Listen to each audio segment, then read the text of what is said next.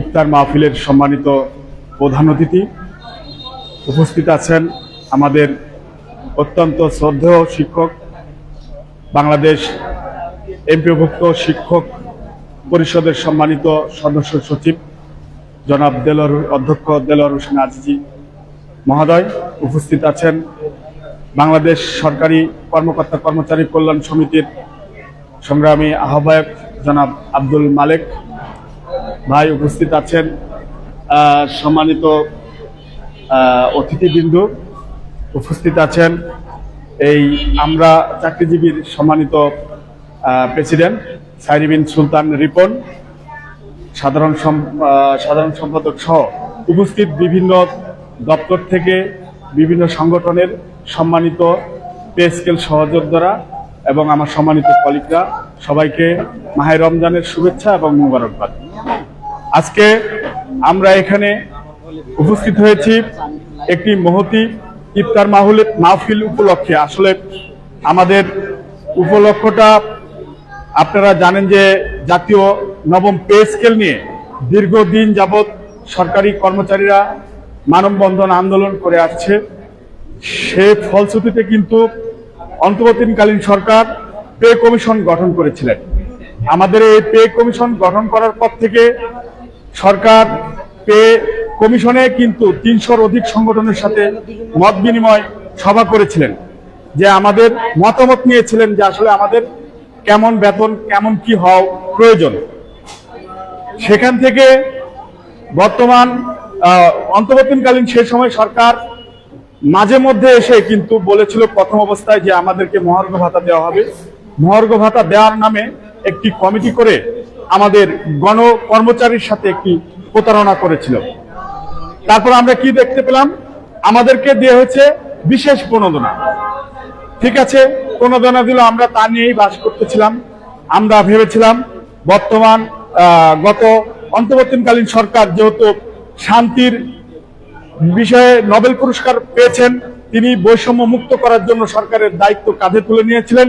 আমরা ভেবেছিলাম যে যুগ যুগে সরকারি কর্মচারী এবং বেতনভুক্ত কর্মকর্তাদের যে বঞ্চিত এই সমস্যা তিনি তার হাত দিয়ে সমাধান করবেন। কিন্তু দেখা গেল কি, যে অন্তর্বর্তীকালীন সরকারের সম্মানিত অর্থ উপদেষ্টা সকাল সন্ধ্যায় এক এক সময় এক একটা কথা বলে যে অর্থ আছে, আমরা এত অর্থ রেখে যাচ্ছি, সরকারকে আমরা একটা নির্দিষ্ট সিস্টেমে রেখে যাচ্ছি যাতে সরকার দিবে। আবার বলছে আমরাই পে কমিশন গঠন করেছি, আমরাই এটা আমরা বাস্তবায়ন করব। কিন্তু সর্বশেষ আমরা কি দেখতে পেলাম, প্রহসনমূলক আমাদের কর্মচারীদের সাথে আমাদের প্রতারণা করেছে। সর্বশেষ আমরা সারা বাংলাদেশ থেকে আমার কর্মচারী ভাইরা যখন যমুনার অভিমুখে পদযাত্রা করলো, ঠিক আমরা দেখতে পেলাম এলো সরকার রক্ত চুষা আমাদের কর্মচারীর রক্ত রাঙিয়েছে, রক্ত দিয়ে দুহাত রাঙিয়েছে, তবুও কর্মচারীদের ন্যায্য অধিকার 11 বছরের বঞ্চনা থেকে আমাদের মুক্তি দেয় নাই। যমুনার অভিমুখে পদযাত্রায় আমরা কি ন্যায্য অধিকারের জন্য, আমরা কি কোনো রাজনৈতিক সংগঠনের ব্যানারে গিয়েছিলাম? আমরা ন্যায্য অধিকার আদায়ের জন্য আমরা গিয়েছিলাম যমুনায়। কিন্তু সেই যমুনায় যাওয়ার পরে আমার কর্মচারীর ভাইয়ের রক্তাক্ত হয়েছে। কেন রক্তাক্ত হবে সেই প্রশ্ন আজকে থেকে গেল। ইতিহাস আপনাদেরকে ঘৃণা ভরে স্মরণ করবে আজীবন। আমি বর্তমান সরকারকে অনুরোধ করব, বর্তমান সরকার মাননীয় প্রধানমন্ত্রী তারেক জিয়া তার একটি সুদীর্ঘ নেতৃত্বের ফলে বাংলাদেশ বিএনপি জাতীয়বাদী দল সরকার গঠন করেছেন। আমরা চাই ঈদের আগে মাননীয় প্রধানমন্ত্রী গণপ্রজাতন্ত্রীর কর্মচারীদের পে স্কেলের বাস্তবায়ন করবেন, এটাই সারা বাংলাদেশের কর্মচারীদের প্রত্যাশা। আপনাদের কাছে অনুরোধ, আপনারা দয়া করে 11 বছরের বৈষম্য দূর করবেন, এই আশাবাদ ব্যক্ত করে উপস্থিত সবাইকে ধন্যবাদ এবং মুবারকবাদ জানিয়ে আমার বক্তব্য শেষ করছি। আমার মতো ক্ষুদ্র কর্মীকে এখানে উপস্থিত হয়ে কথা বলার সুযোগ দান করার জন্য আমরা চাকরিজীবী ফোরামের পক্ষ থেকে আমি কৃতজ্ঞ প্রকাশ করছি। ইফতারের পর থাকবে না সবাই? না, সংক্ষেপে কথা বলে হুজুরে দেন। মালিক ভাই কথা বলবো না, মালিক ভাই আমরা ইয়েটা দেন, আমার এটা লাগাই দেন। ও লাগাইছি, সমস্যা নাই, আমি ইয়ে করে দিচ্ছি। আমার কাছ থেকে লাইভ দিই, আপনার তো আপনার বক্তব্য দিচ্ছি না, আমার বক্তব্য আমার থেকে দিন। আচ্ছা, একটু কানেক্ট করে দিন। মালিক ভাই শেষ। আচ্ছা।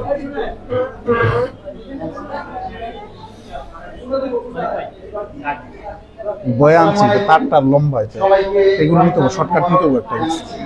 নিয়ে আসছেন তা বয়ে আনছি, আনছি তার আনছি, লাগান দিত না আমি শুধু আপনাদেরকে ওই আবার একটা কথা বলতে চাই। আমি আজকে একটা প্লে কার্ড দেখেছি মাননীয় প্রধানমন্ত্রী, ওইটা ভালোই হতো, খারাপ না। তাহলে দুইটা থেকে লাইভ হলে ভালোই হতো। তাহলে আমার দেন এটা, আপনি এটা নেন, আমার এটা নেন। নিচে একটা লেখা আমরা যদি গ্রন্থে নিলাম যারা আপনার এটা আমার কানেক্ট করে দিয়ে দেবো। এবং অসচ্ছল পরিবার তারাই ফ্যামিলি কার্ড পাবে। দেখেন, আমি শুধু এইটুকু বলতে চাই যে বাংলাদেশে বর্তমানে সরকারি চাকরিজীবীদের বাহিরে যারা সাধারণ পরিবার আছে, আমার মনে হয় এমন কোন পরিবার নাই যারা 15,000 টাকার বেশি আয় করে না। শুধু সরকারি চাকরিজীবী পরিবারই এমন বেশ 15,000 লাগছে, টাকা বেতন আল্লাহ পায়, বেশ। সে 2015 সালের পর থেকে আজ পর্যন্ত 10 বছর আমাদের কোনো বেতন বৃদ্ধি নেই। পুরোটা লাগবে না, তাহলে অর্ধেক তৈরি হয়ে যাবে। অর্ধেক তৈরি হয়ে যাবে। অসচ্ছল আর নিম্ন পরিবার আর কেউ আছে? এটা লাগাইছি আমরা না, এটা লাগাই দিতে হবে না। আমরা ফ্যামিলি Just চাই এটা। না। এটা বোঝানো লাগবে, আর এটা লাগাই দিবি। যাদের জন্য করা হয়েছে অসহায় আত্মমানবতার জন্য, আমরা এটার পক্ষে, এটাকে আমরা সাধুবাদ জানাই। কিন্তু আমরা Sense বলতে করতে চাই হবে, আরেকটা লইতে যেসব হবে। আপনার অত একটা ইয়ে করলে রাষ্ট্রের উন্নয়নের টাকা সচল রাখে, রাষ্ট্রের উন্নয়নের জন্য তাহলে আপনি এই যে সরকারকে পকেটে বেরোলে- সহযোগিতা করে, হ্যাঁ? প্রত্যক্ষ পকেটে বেরোলে পরোক্ষভাবে সহজ। রাষ্ট্রের উন্নয়নের এটা কাজে আমার ছিল, পরে ভাঙে গেছে কেন নাটক সেই থেকে আসার সকল পথে। সরকারি কর্মচারীরা যদি ভালো না থাকে তাহলে রাষ্ট্রের উন্নয়ন কোনোভাবেই সম্ভব নয়। আর যদি সরকারি কর্মচারীরা তাদের অভাবের দুশ্চিন্তা না থাকে, সরকারি কর্মচারীরা যদি ফ্যামিলি নিয়ে সচ্ছলভাবে চলতে পারে, তাহলে আমি মনে করি সরকারি সেক্টর থেকে 90% দুর্নীতি কমে যাবে। তাহলে এই দুর্নীতি কমানোর জন্য এবং সচ্ছলতা ফিরিয়ে আনার জন্য সকল কর্মচারীদেরকে কয়টা রাষ্ট্রের ইফতার? সেবায় মনোনিবেশ করানোর জন্য কয়টায়? আমরা এই 48 দ্রুত সময় যে সুপারিশ প্রণয়ন কমিটি রয়েছে, সেই সুপারিশ শেষ করে দেন। কমিটি অনুরোধ করব যে আপনারা সমানে। দ্রুত সময়ের মধ্যে আপনাদের আল্লাহ, 48 হলে তো সময় হয়ে গেছে, এবং প্রধানমন্ত্রীর কাছে আমরা 48 করজোড়ে অনুরোধ করব, পরেও না। আসন্ন ঈদের আগেই না, আমাদেরকে গেজেট আগে। জারি করে আমাদেরকে এই স্বস্তিতে চাকরি করার সুযোগ দিন, এবং আমরা যাতে রাষ্ট্রের উন্নয়নের কাজে আপনার সাথে কাঁধে কাঁধ মিলিয়ে, আপনার হাতে হাত মিলিয়ে আপনাকে আমরা সহযোগিতা করতে পারি আশা রাখি। করবো। এবং আমরা বলি একেবারে একসাথে দিতে হবে না, দরকার হয় মানে আংশিক বাস্তবায়ন করুন, ধীরে ধীরে দিন, দরকার হয় ধাপে ধাপে দিন, 6 মাস পরে দিন, 1 বছর পরে দিন, কিন্তু আমরা চাই পে স্কেলের গেজেট। এটাই আমাদের আপনার কাছে একমাত্র চাওয়া, আর কোনো চাওয়া নেই। ধন্যবাদ, সবাই ভালো থাকবেন। আসসালামু আলাইকুম। ইয়েটা দেন। ধন্যবাদ আব্দুল মালিক ভাইকে। আপু, এক মিনিট ক্লোজ করেন না, ক্লোজ করেন না। সম্মানিত উপস্থিতি, সময় শর্ট, আমরা একেবারে এটাও দিয়ে দিন। আকর্ষণ আমাদের সম্মানিত প্রতিনিধিদের পক্ষ থেকে এবারের সংক্ষিপ্ত বক্তব্য দেওয়ার জন্য সুবিধা অনুরোধ জানাচ্ছি। আগে ক্ষমা চেয়ে নিচ্ছি ও আমার তো এটা ইয়ে নেই। আমাদের সম্মানিত আজকের অনুষ্ঠানের সম্মানিত স্পেশাল গেস্ট জনাব lion Mohammad Abul Hossain, senior vice president, south Asia group provider, under enterprise.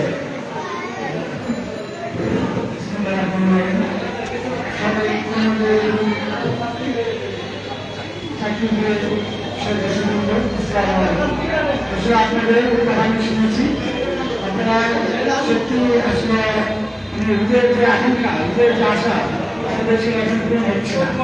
আপনাদের সেই আশা পূরণ করতে আমি সরকারের কাছে আহ্বান রাখছি যাতে অতি শীঘ্রই আপনাদের প্রেসকে ঘোষণা করে, এবং আপনাদের প্রেসকে ঘোষণা করার জন্য আমাদের যা যা করার দরকার আপনারা করবেন, সেই হিসেবে আমার যদি কোনো সহযোগিতা থাকে সেটা অবশ্যই করবে। আপনাদের আছে আপনাদের যোগাযোগ করলে আপনাদের আন্দোলন আছে যেগুলো হয় আপনারা সেটা একটু তাড়াতাড়ি আপনাদের মানে আকাঙ্ক্ষিত ফলাফল পান, সে আশা ব্যক্ত করে কর্মনির্মাণের প্রতি আপনাদের মানে নির্ণয় কামনা করে আমি আমার বক্তব্য শেষ করছি।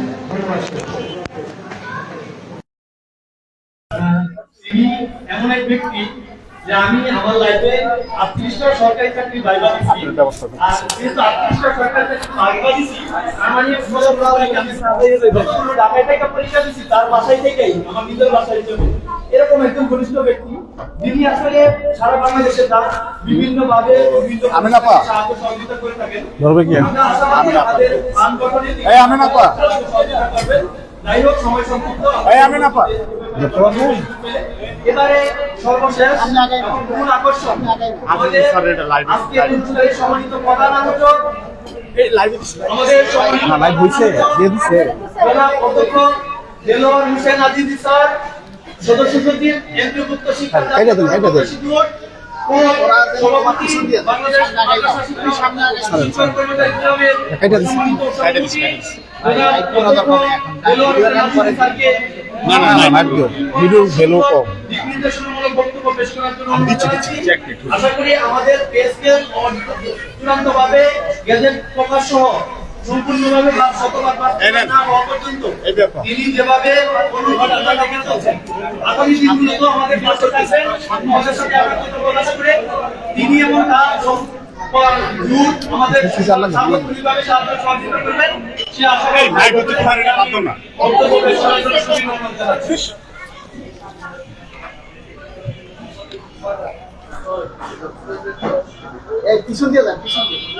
আসসালামু আলাইকুম ওয়া রাহমাতুল্লাহি ওয়া বারাকাতুহু নাহমাদুহু ওয়া নুসাল্লি আলা রাসূলিল কারীম আম্মা বাদ ফাকাদ ক্বালা আল্লাহু সুবহানাহু ওয়া তাআলা ফি কালামিহিল মাজিদ ওয়া ফি ফুরকানিল হামিদ আউযু বিল্লাহি মিনাশ শাইতানির রাজীম বিসমিল্লাহির রহমানির রহিম ইয়া আইয়ুহাল্লাযীনা আমানু কুতিবা আলাইকুমুস সিয়ামু কামা কুতিবা আলাল লাযীনা মিন ক্বাবলিকুম লাআল্লাকুম তাত্তাকুন সাদাকাল্লাহুল আযীম। আমরা সরকারি চাকরিজীবী পরিষদ কর্তৃক আয়োজিত আজকের ইফতার মাহফিলের সম্মানিত সভাপতি, অত্র সংগঠনের সম্মানিত সভাপতি, উপস্থিত আছেন কর্মচারী নেতা আব্দুল মালেক ভাই, উপস্থিত আছেন আশিক ভাই এবং জাতীয়করণ প্রত্যাশী জোটের যুগ্ম আহ্বায়ক জনাব প্রকৌশলী মতিউর রহমান স্যার সহ প্রিয় উপস্থিতি।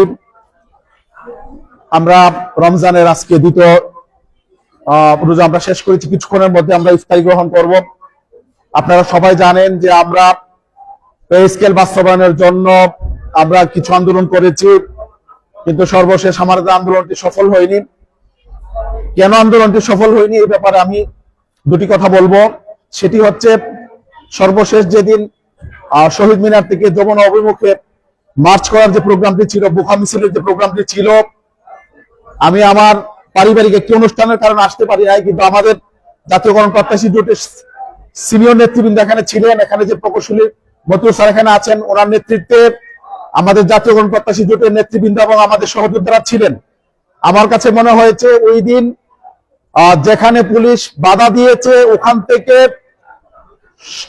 যারা ছিল আপনার আন্দোলনরত তাদেরকে নিয়ে শহীদ মিনারে শুক্রবার সারাদিন অবস্থান করে, শনিবারও যদি ওখানে অবস্থান করা যেত এবং শনিবারে যদি আবার সচিবালয়ের দিকে মার্চ করার একটা কর্মসূচি দেওয়া যেত, মোটামুটি প্রায় 48 ঘন্টায় সরকারের উপর একটা বড় রকমের চাপ তৈরি হতো এবং ওই সরকারের কাছ থেকেই হয়তো বা পে স্কেলের প্রজ্ঞাপন হয়ে যেত। আমাদের এখানে আন্দোলনের যে প্রসেসটা আমার মনে হয় সম্ভবত আমার ক্ষুদ্র বিবেচনায় মনে হয় এটা ভুল হয়েছে। আগামী দিনে এই সরকার ল্যান্ডস্লাইড ভিক্টরি নিয়ে ক্ষমতায় এসেছে, এই সরকারের কাছে আমাদের প্রত্যাশা অনেক বেশি। আমরা আশা করি মাননীয় প্রধানমন্ত্রী ইতিমধ্যে বিভিন্ন বৈষম্য, বিভিন্ন সেক্টরে যেগুলো বিরাজমান আছে এগুলো দূর করার জন্য ওনারা কাজ শুরু করেছেন। ইতিমধ্যে আমাদের শিক্ষামন্ত্রী আমাদের বেতন ভাতা এগুলোর ব্যাপারে উনি অবগত আছেন এবং এগুলো নিয়ে উনি কাজ করবেন, ইতিমধ্যে ঘোষণা দিয়েছেন। আমরা আশা করি এই সরকার খুব অল্প সময়ের মধ্যে পে স্কেলের যে রিপোর্ট, এই রিপোর্টটি পর্যালোচনা করে খুব অল্প সময়ের মধ্যে আমরা আশা করছি তারা পে স্কেলের ঘোষণা দিবেন ইনশাআল্লাহ। আমরা আজকের এই প্রোগ্রাম থেকে দেশনেত্রী বেগম খালেদা জিয়া, শহীদ প্রেসিডেন্ট জিয়াউর রহমানের পুত্র দেশনায়ক তারেক রহমানের কাছে আমাদের আহ্বান, আমরা 6 লক্ষাধিক শিক্ষক কর্মচারী, 22 লক্ষাধিক কর্মচারী প্রজাতন্ত্রের সকলের পক্ষ থেকে আমরা আপনার কাছে জোর দাবি জানাতে চাই, আপনি আগামী ঈদুল ফিতরের আগে পে স্কেলের প্রজ্ঞাপন জারি করে প্রজাতন্ত্রের 22 লক্ষ কর্মচারীর মুখে হাসি ফোটাবেন বলে আমরা বিশ্বাস করি। শিক্ষামন্ত্রী মহোদয় কালকে ঘোষণা দিয়েছেন যে শিক্ষকরা শ্রেণীকক্ষ রেখে ওনারা আন্দোলন করবেন, এটা ওনারা বলছেন যে এটার প্রয়োজন নেই। যে দাবি দাওয়াগুলো আছে ডিউ প্রসেস আমাদেরকে জানালে আমরা এগুলো নিয়ে কাজ করব এবং যৌক্তিক দাবি পূরণের জন্য আমরা চেষ্টা করব। আমরা বিশ্বাস রাখতে চাই এই সরকারের সময়ে শিক্ষকরা শ্রেণীকক্ষ ছেড়ে তারা তাদেরকে আন্দোলনের মাঠে আসতে হবে না, প্রেস ক্লাবে আসতে হবে না, শহীদ মিনারে আসতে হবে না। আমরা বিশ্বাস করি ইনশাআল্লাহ আমরা সরকারের সাথে আলোচনার মাধ্যমে যে সেক্টরে যে সমস্যাগুলো আছে প্রত্যেকটি সমস্যার ব্যাপারে আমরা যথাযথ প্রক্রিয়ায় সরকারকে জানালে সরকার আমাদের দাবি যদি মেনে নেয় আমরা কোন রকমের আন্দোলনের রাজপথে আমরা আসবো না ইনশাআল্লাহ। তবে এটুকু বলতে চাই আমাদের যৌক্তিক আন্দোলনের ব্যাপারে যে রকম ভাবে ফ্যাসিবাদ সরকারের সময় এবং ইন্টারিম গভর্নমেন্টের সময় যে রকম ভাবে আমাদেরকে অবজ্ঞা করা হয়েছে, আগামী দিনে যদি প্রজাতন্ত্রের 22 লক্ষ কর্মচারীর যৌক্তিক পে স্কেল নিয়ে কোন রকমের অবজ্ঞা করা হয়, 6 লক্ষাধিক শিক্ষক কর্মচারী সহ প্রজাতন্ত্রের 22 লক্ষ কর্মচারী পে স্কেলের প্রজ্ঞাপনের দাবিতে রাজপথে নেমে আসতে বাধ্য হবে। আপনাদের সকলকে আগামী দিনে পে স্কেলের জন্য যে আন্দোলন ঘোষিত হবে যৌক্তিক সময়ে এই যৌক্তিক দাবিতে যে আন্দোলন কর্মসূচি ঘোষণা হবে আপনাদের সকলকে সেই আন্দোলন কর্মসূচিতে অংশগ্রহণ করার জন্য সংগ্রামী উদাত্ত আহ্বান জানিয়ে সকলের সুস্বাস্থ্য কামনা করে শেষ করছি। আল্লাহ হাফেজ। আসসালামু আলাইকুম ওয়া রাহমাতুল্লাহ।